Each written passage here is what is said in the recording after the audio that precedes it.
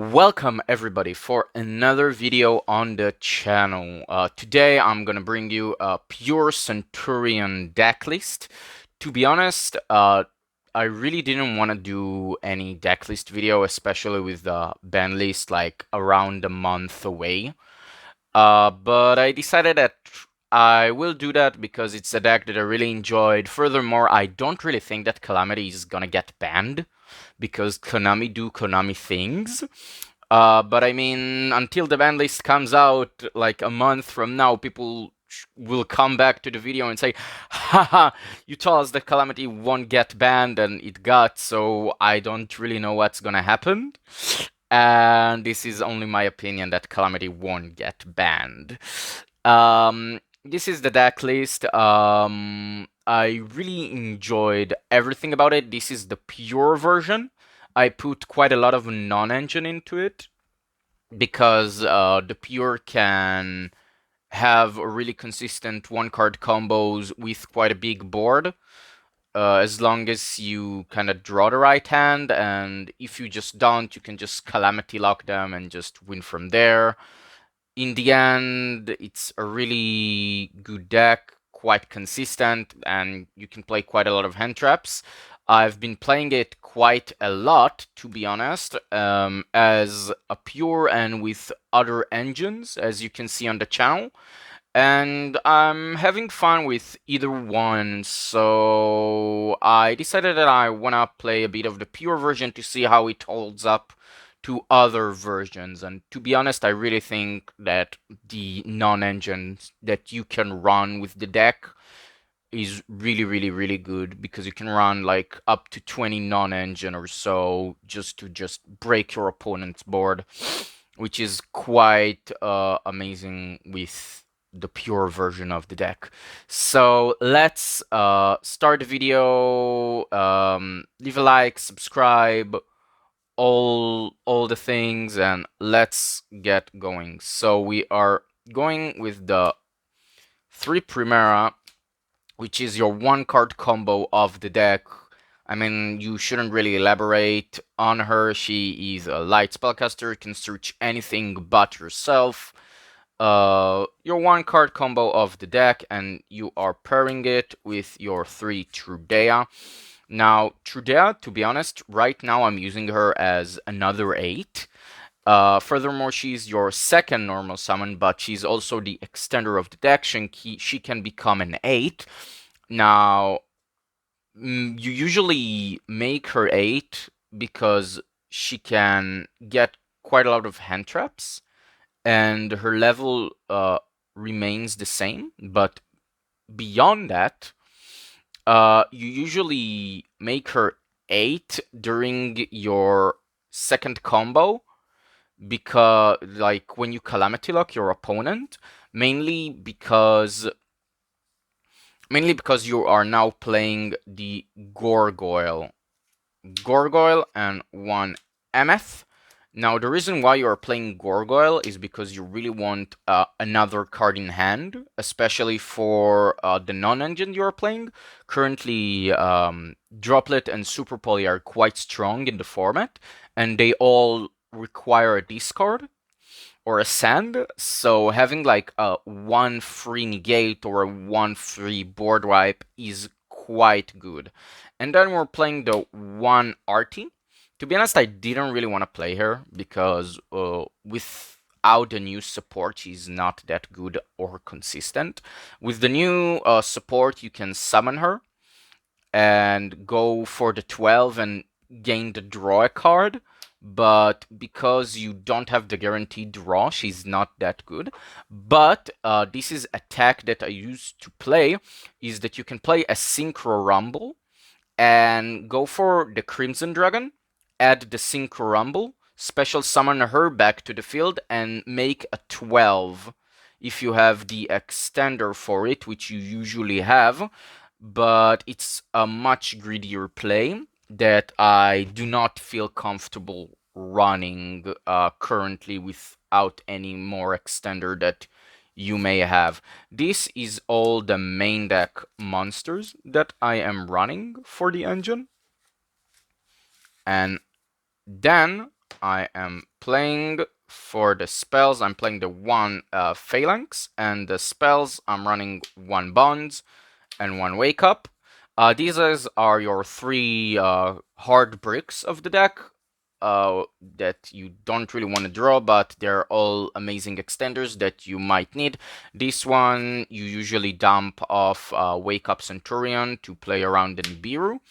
And this is one is your follow-up spell. And now we are for 3 emblema, pretty standard, and terraforming for the 3 stand-up Centurion. Again, it's all pretty standard. The oath will soon be searchable and you might be able to cut it, but I do think that it is an amazing extender, but you might run like the second oath, even though that I don't really believe in the second oath, but we'll see later after Rage of the Abyss.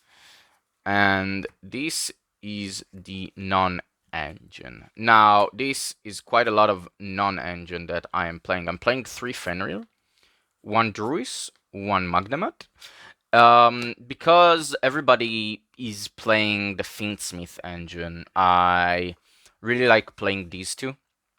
Especially that you're a synchro deck and you can make a Chaos Angel, which is unaffected. So you can like chainlink 1 Druid, chainlink to Chaos Angel and just obliterate him.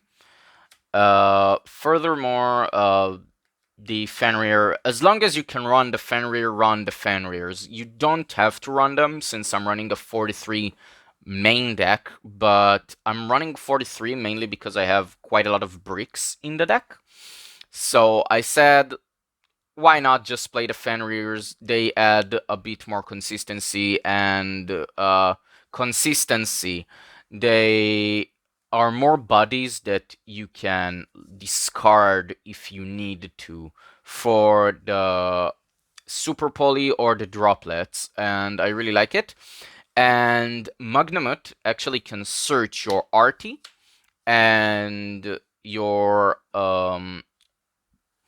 gargoyle, which is really good if you need one or the other, or need an engine piece rather than a druis. But again, as long as you don't have the new support, I don't think that the cards are that good. But these are your main extenders, like body extenders. Usually if you draw this and a full combo, it's really good. And these one are usually for the follow-up. Now for the hand traps, I'm running 3 effect veilers. Quite good. I mean, since you're running the level 12 that can drawing a hand trap that can be activated on your opponent's turn is quite good, and Veiler is not a once per turn. I really think it's the most consistent hand trap there is, because you can drop it on almost any deck and just do the damage. He's like a 1-for-1, like quite good 1-for-1. And obviously I'm playing Droll. This is quite good, especially against the Fiendsmith engine. They go Engraver, you like, okay, on resolution Droll ends their turn. I do think that it is like the best card in the format, especially against as well Tenpai. You like go second, you like the Tenpai starts with like a terraforming or the field spell, you just draw on resolution and it just ends their turn, since they can't really do as much as they want to.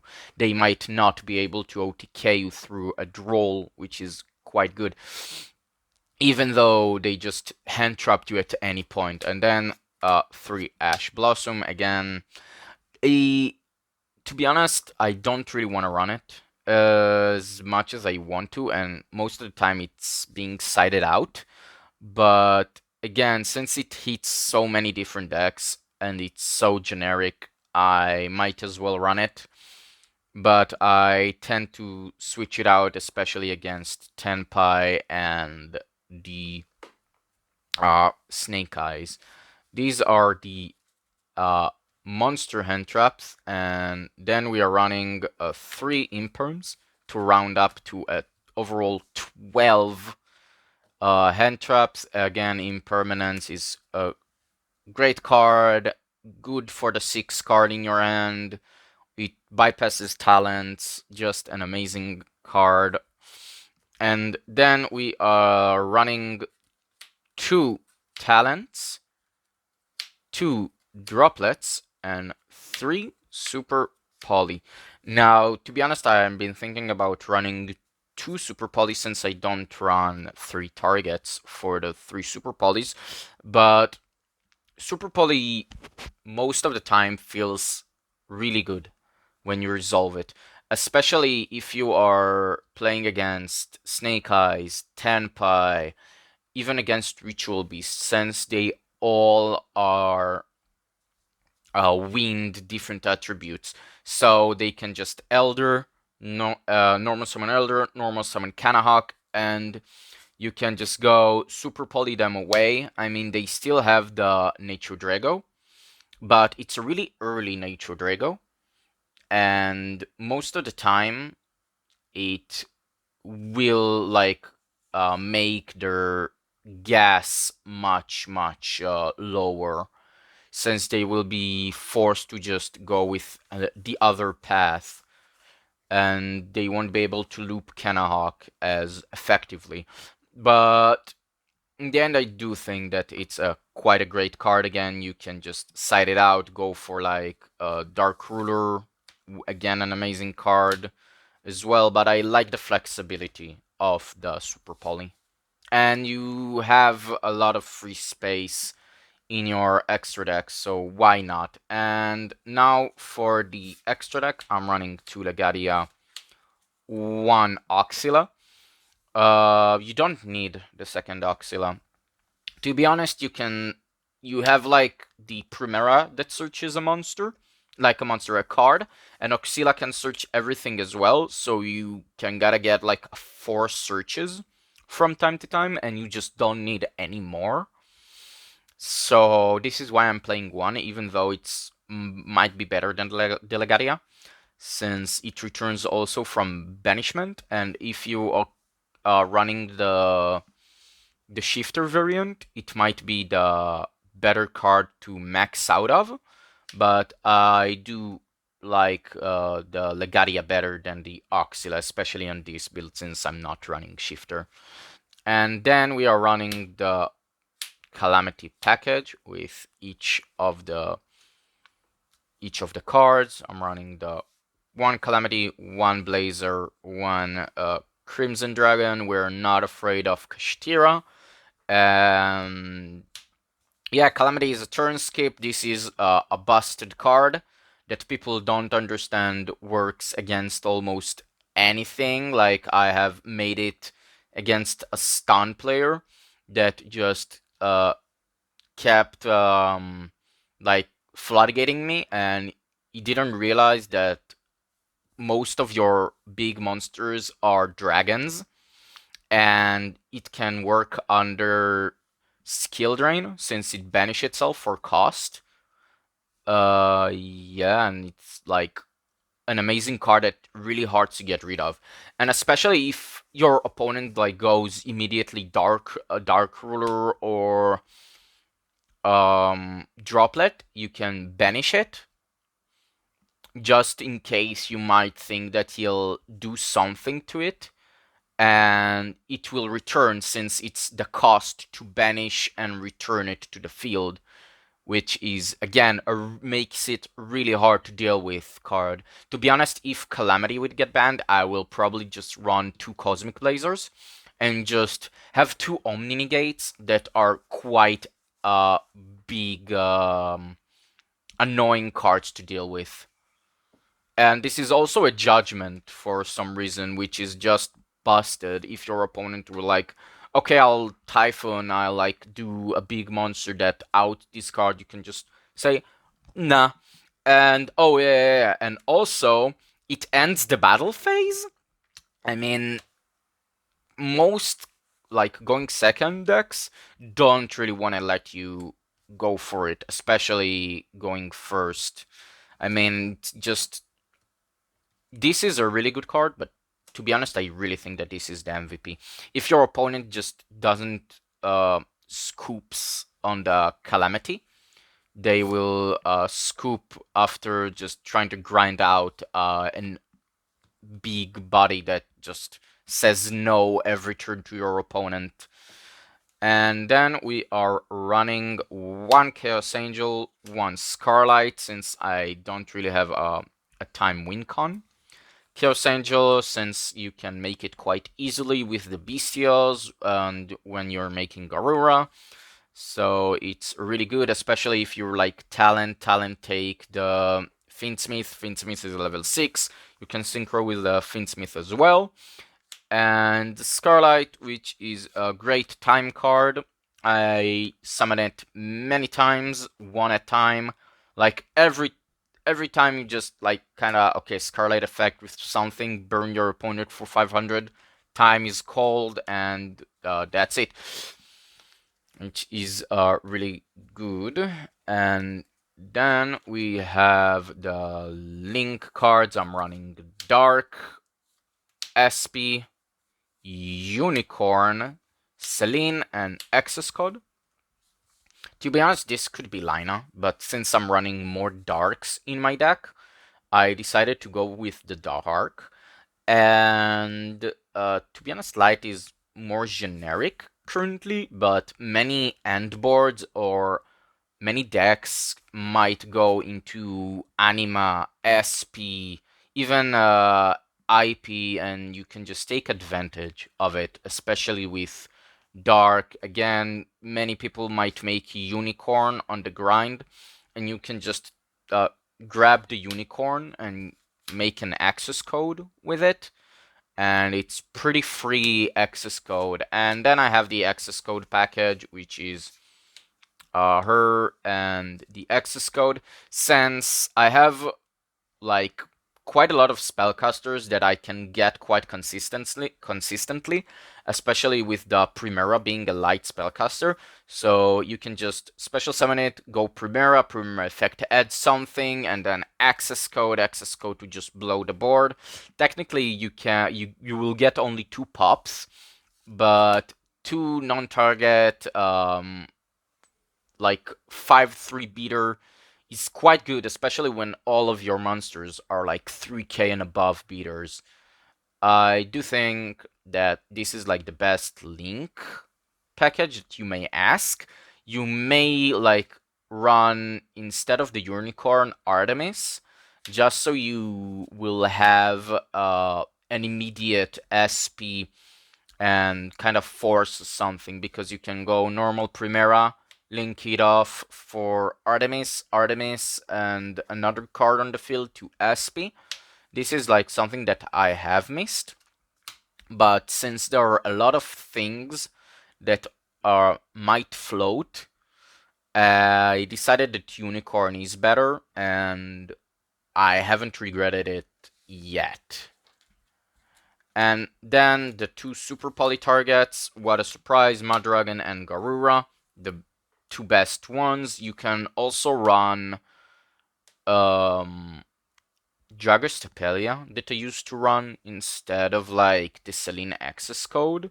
And I used to run the BLS Link 3 and the Dragostapelia, since there are a lot of decks that might make fusions and a dark, and you can just make both of them into a Dragostapelia, which is an interruption.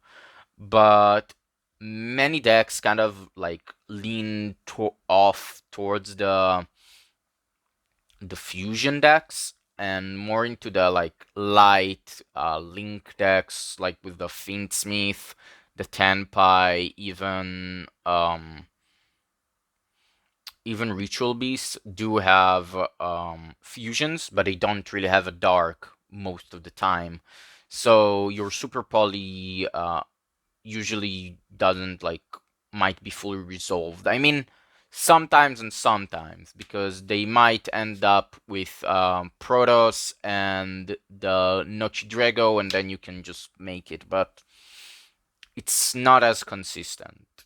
And you do have the space, but I haven't felt like I needed the Dragostapelia as much as the access code and Celine came up, which came up quite a lot when I tested and I played the deck. This is the side, to be honest, again, the side is mainly for the locals. And uh, this is not the perfect side, but I do think that you have quite a lot of space, and I really like that all of the side cards that I have played. I'm playing 2 Ogre. Now it's not really the meta for Ogre, but most of the time when you're playing against any deck that have like a continuous something, you can just pop it, and this is quite good. Against Kashtira, if they birth, you just pop it. Against the Ritual Beast, if they are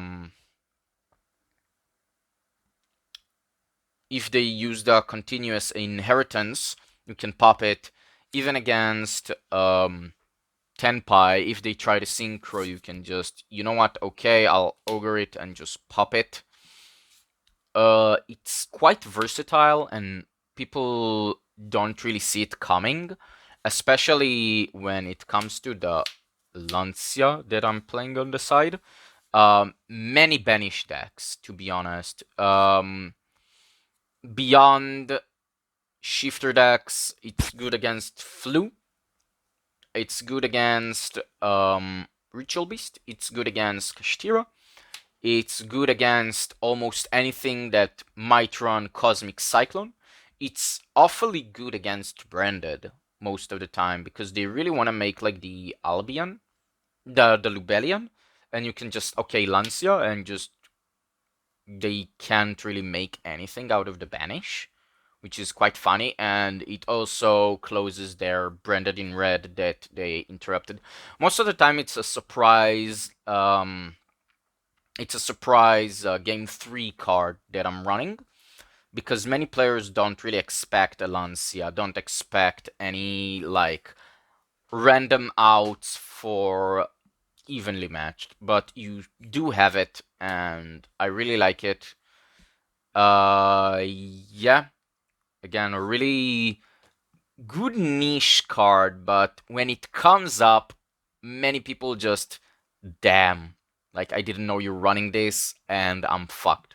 So yeah, these are the hand traps that usually replaces, and then I'm playing 3 Cosmics, 1 Called By, and 1 Duster. Now, the Called By, I didn't have enough space in the main deck, and again, you can remove many of the 3 ofs, again, since we're playing 43, and just run a Called By with the talents, but I don't really like the Called By as much, since you have quite a lot of extenders that are 1 card combos as well.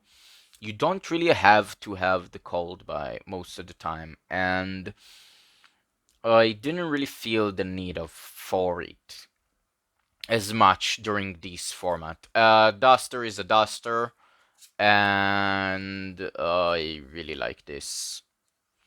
I really like playing the Cosmic Cyclone. It's like an instant out to anything that annoys you in the back row. Yeah, many control decks. There are many control decks in my local, so this is a quick out. And also Runic, which is why I'm playing the Lancia to begin with, since Runic can't really play under Lancia. And for the traps, I'm running 1 True Awakening, 1 Anti-Spell Fragrance, and 3 Evenly Matched. This is the Omni Negate of the Centur-Ion. Usually you won't really search it as much or need it as much, but from the time to time you might like, oh no, I kind of bricked, and you don't have the calamity. So having like a consistent way to just say no to your opponent, especially when it is a searchable one of, it's quite good. And if you have the emblema, you can just set it in the end phase, and if you have the full combo of the deck, and like play under an Omni Negate. Anti-spell is quite good. Again, nothing to elaborate. You just flip it, say no spells to your opponents. Good luck. And evenly match, again, you can play it in the main, actually. I used to play it in the main instead of the Super Poly in order to have more extra deck space. And it feels like the same. The main thing that I like about Super Poly is that your opponent cannot react to it. Furthermore, it's kind of a better extender or discard for a dead card or a card that you might want in the graveyard, since you have quite a lot of ways to have extra card in your hand. So, like the Super Poly discard or the send to the graveyard from the droplet doesn't feel as bad as you may think. And yeah, this is the list.